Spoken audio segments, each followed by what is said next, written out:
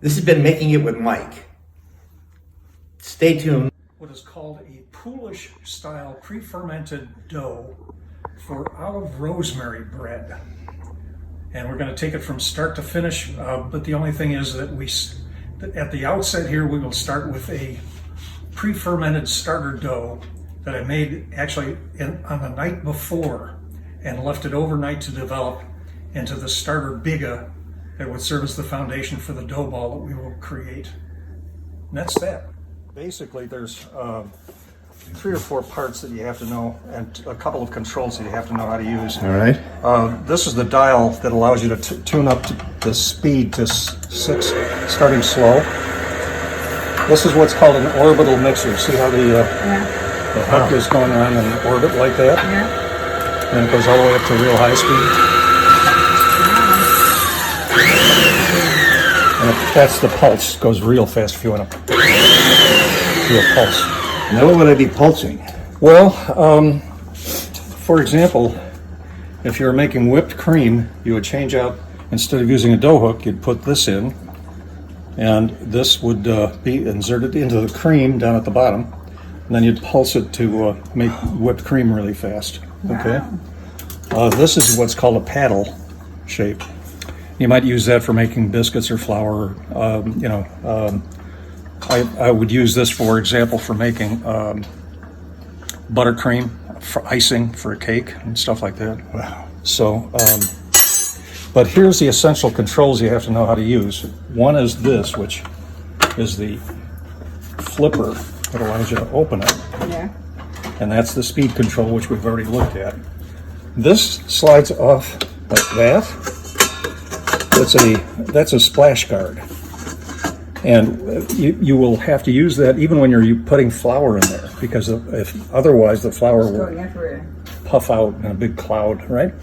And this is the opening that allows you to pour it into the thing even when it's operating. Okay, so this comes off.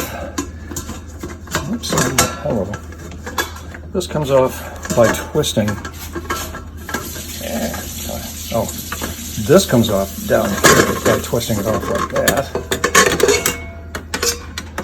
Okay, there's your splash guard, and this comes off by twisting it off like that and replacing it by pushing up like that. There, whoops, gotta get it set in right here. Let's see, there we go. There. Okay, so now that's hooked in. Wow. So you've got the paddle. Could you put it in there and demonstrate it turning once? Sure. Okay, let's see. There's 2 little protrusions here. You got to get those in the slot and then turn it. Okay, and then we'll just leave this out for the moment. Put this on by hooking it on like that. Pushing down and turning it on. Okay, so there. Looks like we still have some of the packing popcorn there. Let's get that out of there.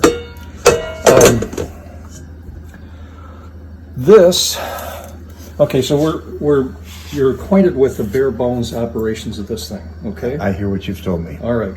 This I made last night. This is a Polish pre-fermented biga. I read the book. Okay, say it again. A Polish? It's a Polish method pre-fermented biga, B-I-G-A. This is just basically the beginnings of a dough, Dory.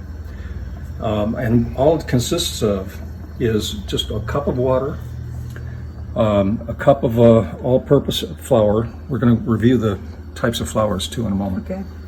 And then a tiny bit of, just a 1/16 of a teaspoon of yeast. Dry yeast or a 1/16 of a teaspoon? live yeast? Instant dry. Okay. Yeah. Okay. And then it's left to ferment overnight. Actually, there's more in there. There's also whole wheat flour, cornmeal, and another secret ingredient of mine, which is this brown barley malt.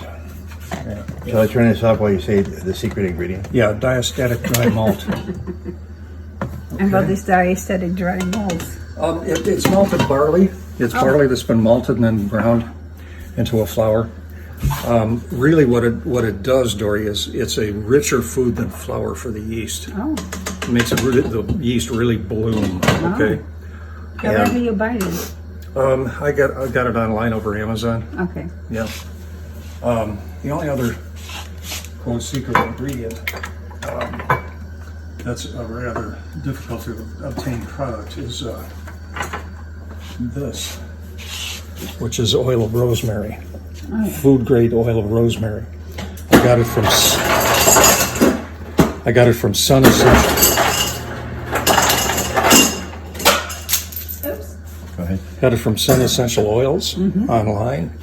So, and you just use a few drops of this, maybe 7 drops, when you're composing the yeast. Okay. So,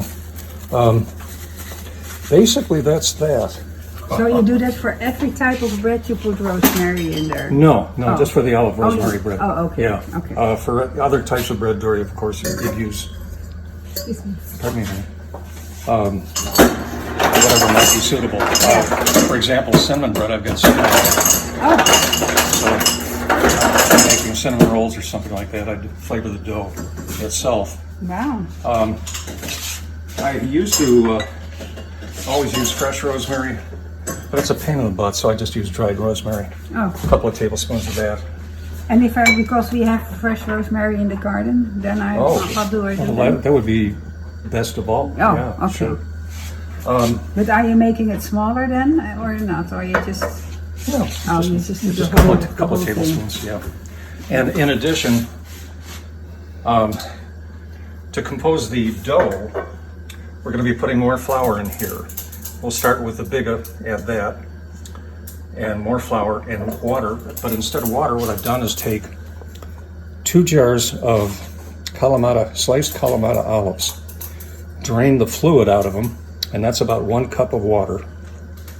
So I'll use this instead of water for the dough, Wow. for more of an olivey flavor. And then when we start mixing the dough, here's the olives, a whole bunch of olives. And that is the olives from this? 2 containers like From this. this. Yeah. Okay. Yeah.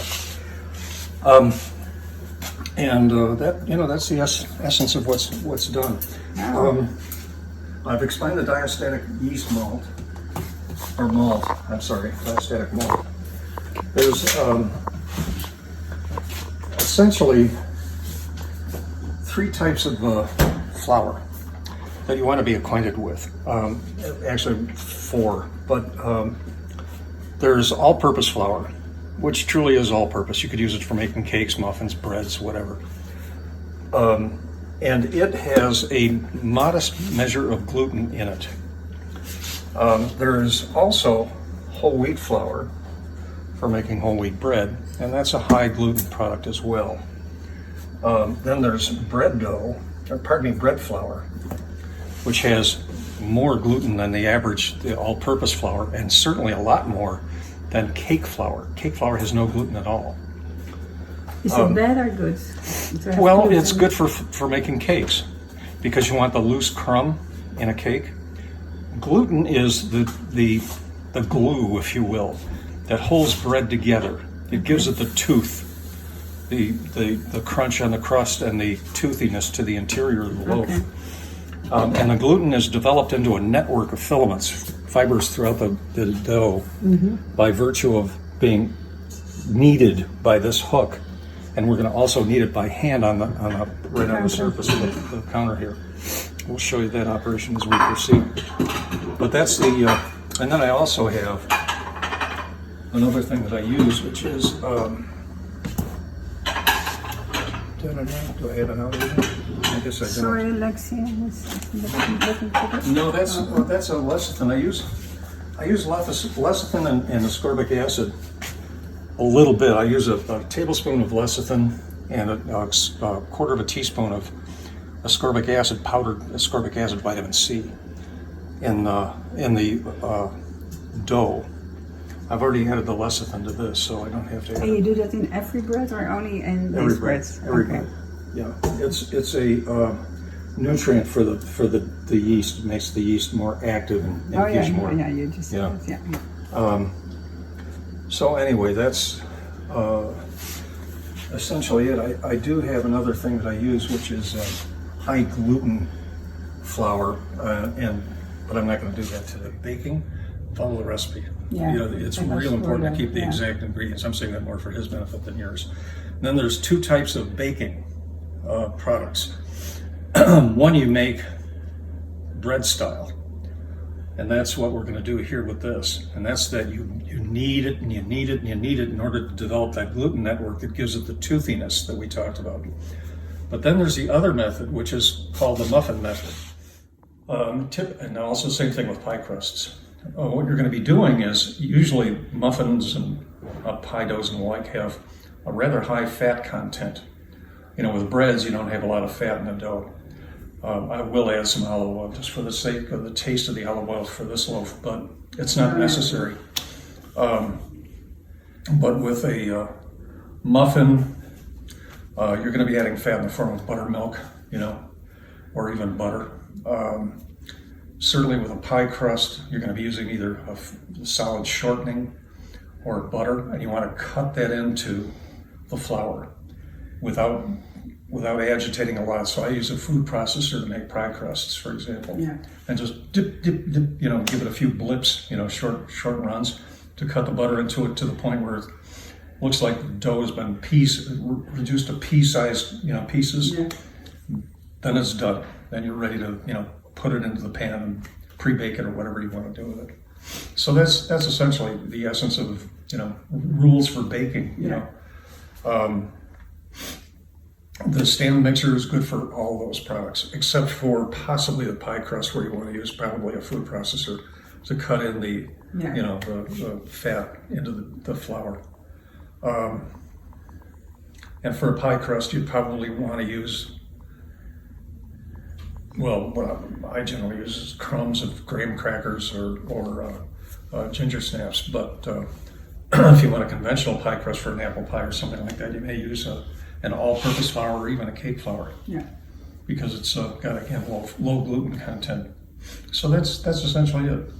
You notice I had saran wrap over the top of it. That keeps the dough from drying out. Okay. Because you don't want the liquid in it to evaporate. Okay. Yeah, but because with the dough for raisin bread, for instance, or oliebollen in Holland, you have to put it in a warm place with a towel over it, and then it has to rise. That's the ideal, but you know what? I've discovered that it doesn't make a whole lot of difference. Okay. It doesn't make that much. It's better, and we will when we first we're going to compose the dough itself. I'm going to throw the biga into the stand mixer bowl and add the flour and the water, and then we're going to and the other ingredients, the rosemary and the olives and all that crap, salt, and agitate it to the point where it's where the dough clings to the hook and sweeps the inside of the bowl clean. The biga and the recipe that I use is what's called a high hydration dough. It's wet. So what you keep on doing is add a little bit of flour and run the machine and see if it's, you know, cleaning up the bowl. Yeah. It won't do that until it's got an adequate amount of, you know, flour to offset the high hydration, the high water level in the dough. So that's the tricky part. That's the only tricky part. You can do all of this by hand as well. You know, I was originally trained by a Dutch woman, again, who did a lot of bread baking. And she was big on, you know, just mixing it by hand in a bowl. And if you do that, it's kind of fun, but it's a very tactile kind of an exercise. It's also in the beginning on your hands. Well, what you have to do, you keep a bowl of warm water to the side and dip your hand into the warm water. That's a good trick. That prevents it from sticking to your fingers. So, yeah. The baking part of this operation, I should show you in the kitchen. We'll get up in a moment, but what I have is a setup in the oven. On Amazon, again, I got a baking stone, which is a 16 by 16 inch, half-inch thick ceramic stone that in effect acts as a heat sink in the oven. So when you turn the oven up to 475 to start, it'll reach that temperature, but then the oven shuts itself off because it says, okay, I'm warm enough, and turns itself back on again when the temperature drops below a certain level. Well, the stone keeps the heat more even, so it's not up and down, up and down. It just keeps it, to a reasonable level. But it's also a good base for an artisan bread loaf. Oh yeah. Okay, Yeah. so what I do is I've got a pizza paddle, one of those wooden big paddles that I use, and I put the dough ball on top of the pizza paddle, and put it in on top of that stone. Shovel it off onto the stone. It cooks marvelously well that way. You leave it in there for about 20 minutes at 475, let's say, and until it's nice and brown on the outside. And there's an interior temperature. It's indicated on the recipe there. I think it's, if I recall correctly, it's about 145 degrees. You have a instant read thermometer. You stick it into the bread loaf, and when the interior temperature is up at that range, it's done. You can tell when it's done too when you take it out. You tap on the bottom and it has a hollow sound, thump, thump, boom, boom. Yeah. Okay. There's another way to prepare, the loaf as well. If you have a big Dutch oven, cast iron. I have that. You could use that with a cover on it you preheat the Dutch oven to 475. And then put the loaf in after it's been in the oven for about 10 minutes at that temperature, okay? And then put the top back on for about 10 minutes. And then reset the temperature down to 425. Take the top off and give it another 10 minutes until it's nicely browned. Wow. Okay? Either way, you get the same result story, but it's whatever is most convenient for you. Until you get a pizza stone, for example, you may want to just use your Dutch oven instead. But that's up to you. Okay. So they're Look at me. straightforward. Yes, sir. Cooking with Mike. Yes. Thanks very much, Mike Riley, and Cooking with Mike. And that's the beginning starter dough that we use as the base for composing the final dough ball. Thank you. You shove your loaf into the oven and cover it with this. Oh. Okay, and it's on the stone, so the air is not going to escape out of here. What this does, Dory, is confine the moisture that bakes off of the loaf while it's cooking, confines it inside this dome. Now you could use a pot, Dutch oven, or something like that. Yeah. That's the advantage of a Dutch oven. You don't have to use this. Oh, okay. But what that does, coat them with rice flour. Yeah. Just dip them into rice flour. Wow. And then put them back in at 375 degrees until they're browned. Crackly, So crunchy crunch. Yeah. Nice.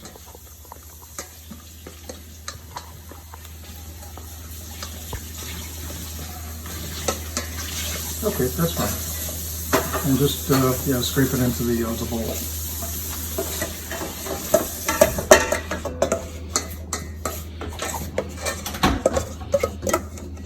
Okay. Yeah. And that's also trash now. Next, you're going to take the little package of yeast and open it up and pour the contents into the bowl, into the mixing bowl.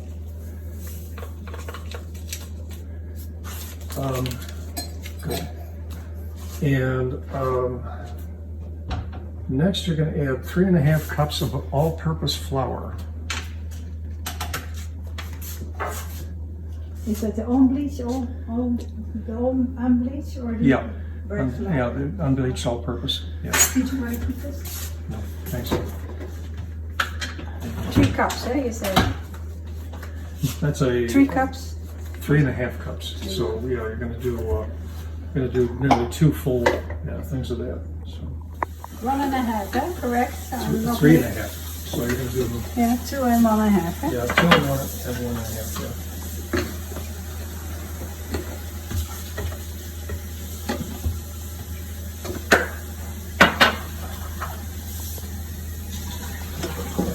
Yeah.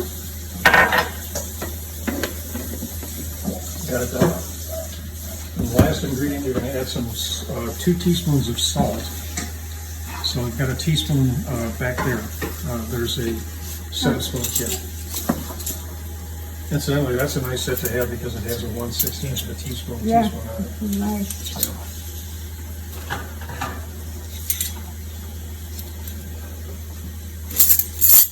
That's it too, huh? Yeah. Make sure. 2 teaspoons of sea salt. And then, because we're making our rosemary bread, you're going to add 2 tablespoons of the dry rosemary, which is in the, let's see. 2 tablespoons, yeah. Whoops. And if I do fresh, then I do also 2 tablespoons when I have fresh or not? Or less or more? Just about 2 tablespoons is about right, Dory. Yeah. Yeah. Okay. Okay. And then we're going to do a secret ingredient, or actually we're going to do 2 secret ingredients. We're going to take 7 drops of the rosemary oil. Yeah. That's it.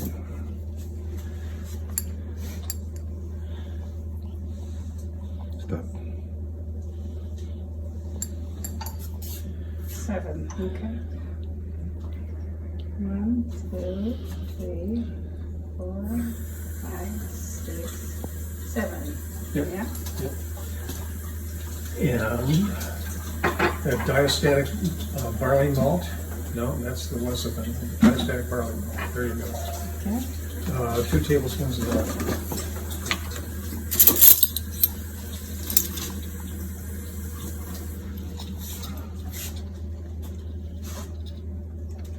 Okay, and then we're going to try and figure out how to get that cover back on the splash guard.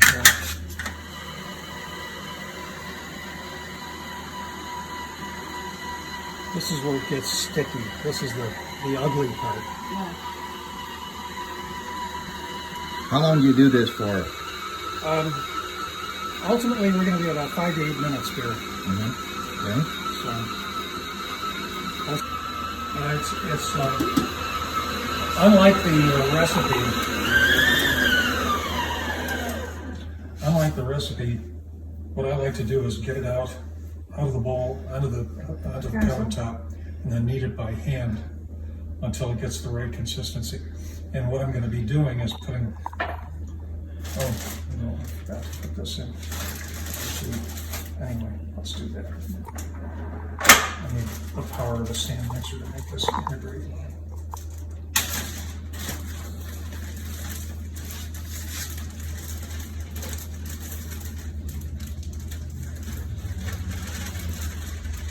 What is that? That's olives, chopped Kalamata olives. Chopped Kalamata Kalamata olives. olives. Where are they available? Oh, just any store here. Any store will have it. We got these at Fry's.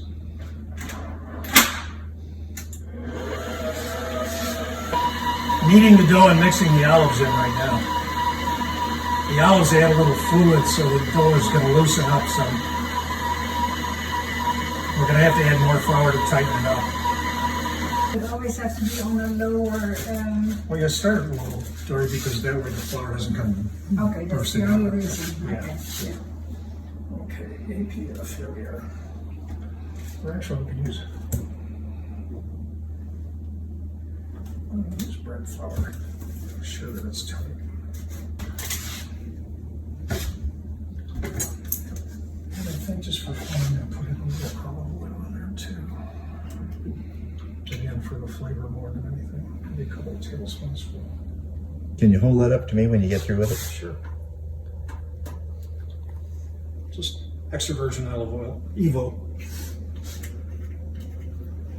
And we did put salt into them. Yeah. Okay.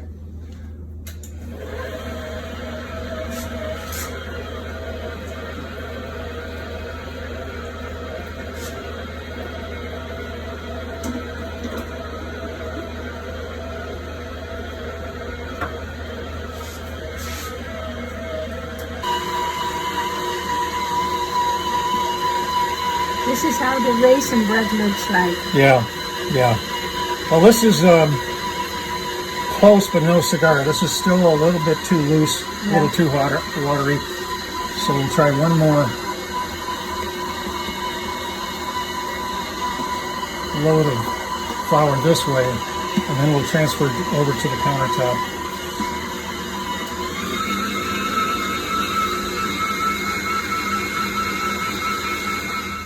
Got to coax it out onto the countertop.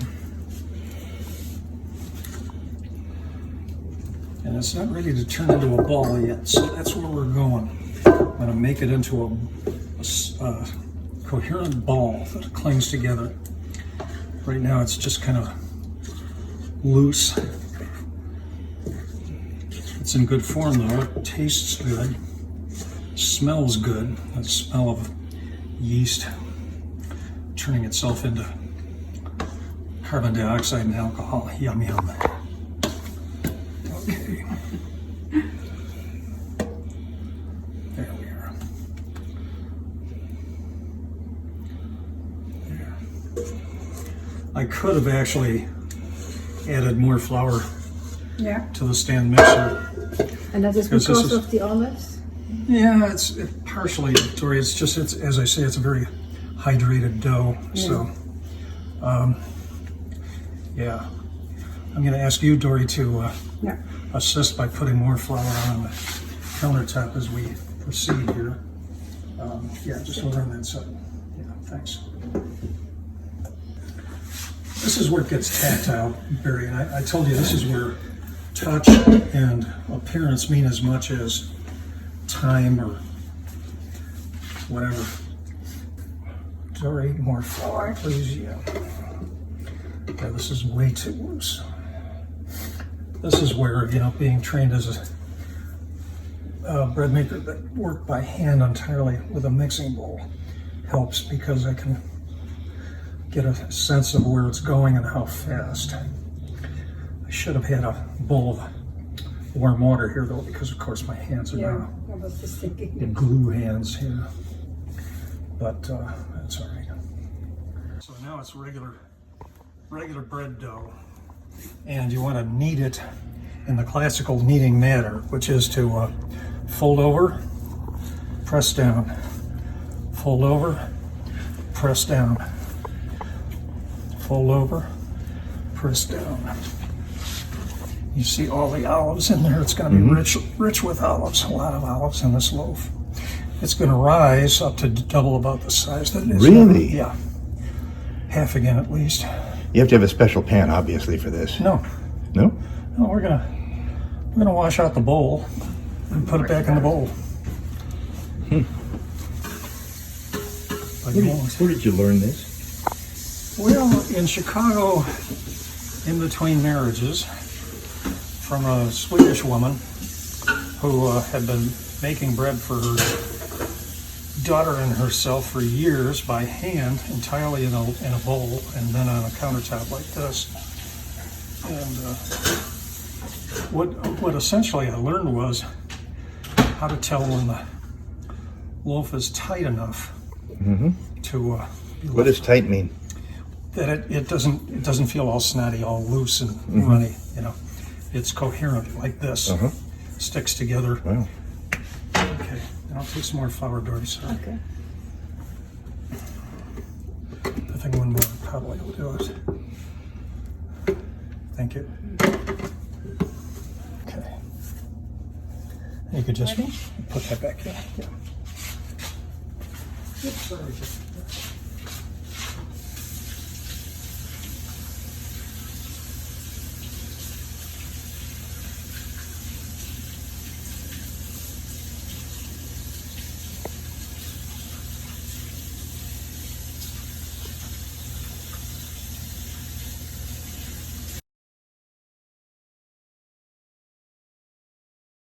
Actually, some carbon dioxide having been generated by the yeast as the dough rises. So we're going to push it back down again, cover it with plastic once more, and you're going to take it home. And by the time you get home, give it another half hour and bake it. Turn on your oven as soon as you get home to 500 degrees or 475. And once it reaches that temperature, put the loaf in and give it about 25 minutes. And is it a specific time that it only needs to rise, or there is no time? It's each time you let it rise about an hour to an hour and a half, Dory. I've even let dough rise for overnight to get more loft, in the So dough. it doesn't matter. Yeah. So, I mean, that's up to you. But I need the notes. Well, you will have. I give you need your notes. That's fine. That's fine. I just want to make sure that I capture it myself Yeah. for future reference. Okay. Good.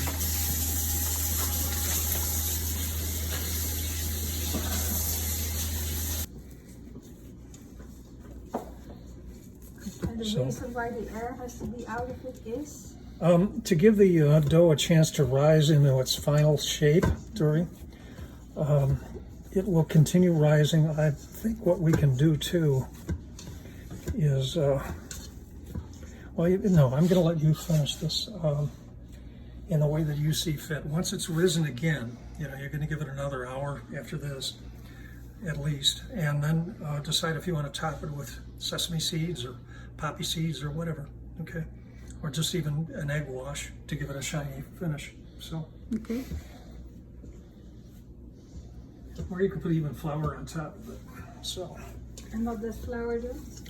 decorative, Oh. because you don't push it in. Just let it sit on top, just before it bakes. So when it's ready, then it stays white on top? Yeah, Oh, okay. yeah, it has a fog, fog of white. Okay, that's about done. What is the consistency when you push down on that? What does it feel like? I want you to put your hand in it. Go do it. Push down. There you go. Okay. I'm 11 years old and that kid deserves what he got. Yep. Dory, do you want to feel it? Yeah. Yep. Yeah, that's something. Wow. You can feel the moisture in it. Yeah. That's what's going to give it the loft when you cover it in the Dutch oven. And it's going Nice. to get a nice crust on it thanks to that moisture. Okay. Gonna have the oven warmed up to 475, I think. The directions are on the recipe, Dory. You're going to preheat the oven. And if you're going to cook in the Dutch oven, you're going to preheat the Dutch oven as well. Take out the Dutch oven, spray, cooking oil in it, or, whatever. And then take the loaf out, shape it however you want, put it in the Dutch oven, slice it. Actually, slice it before you put it in the Dutch oven and top it however you want with egg wash or sesame seeds or whatever. And then bake it to, as indicated in the directions. Okay. You bake it, if you're going to use the Dutch oven, you're going to bake it in the Dutch oven, as I recall, for about 10 or 15 minutes covered. Take the cover off and bake it for another 20 minutes until it's nice and brown. Then take it out carefully because the oven's going to be very hot. The Dutch oven is going to be very hot. Take it out, take out the loaf out of the oven or out of the Dutch oven. Put it on a wire rack on the countertop and let it cool for at least 10 minutes before you slice it. It's hard to resist slicing it open, but use a bread knife. Yeah. And slice it open and away you go. Wow. So there. Thank you, Mike. Quite welcome. We really appreciate it ever so much. Hope you enjoy it. Hope it turns out good. Let me know.